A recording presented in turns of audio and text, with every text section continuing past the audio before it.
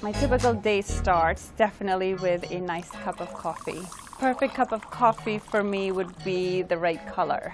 It has to be a taupe color. I know it's such a strange thing to say, but that's what it is. And how do you get a nice taupe color is you mix in creamer, not milk, with your coffee, just the right amount, stir it, make sure it's taupe, and then a couple of packets of sugar, and you're ready to go.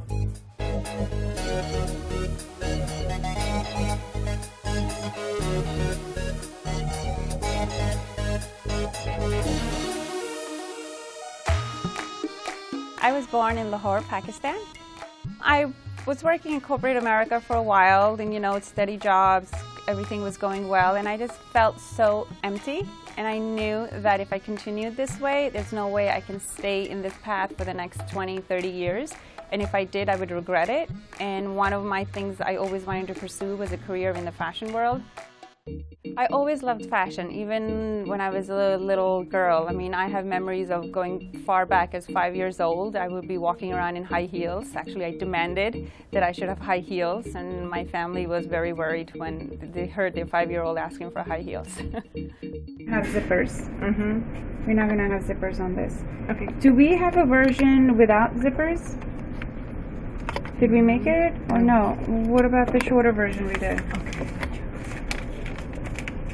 Some of the stereotypes for South Asian women are that their culture expects them to live a traditional life, which usually surrounds around marriage and kids and a husband.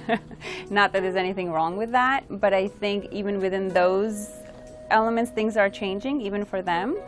So I think women are becoming more independent.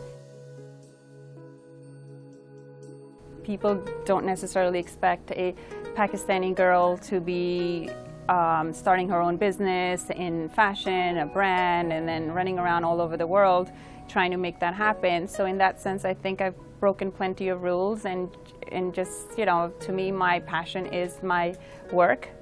And it's just something, I think you don't even think about it as breaking a rule, you're just living yourself in the most honest and truthful way.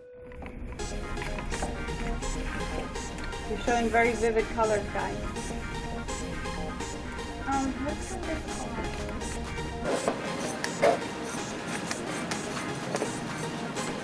For me, one of the strongest element of a woman is her femininity. So in my collection, I make sure that every element that we have is feminine, and my team around me understands that, and that's what we believe in.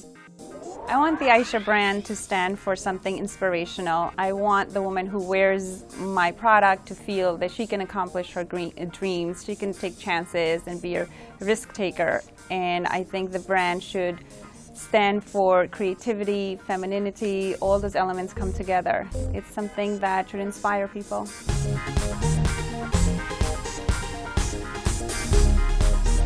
I love walking around New York City. I think just watching people pass by, it's inspiring. I always see how women put themselves together, and then the city itself is very inspiring because it's such a cosmopolitan city. You have a little bit of every culture here.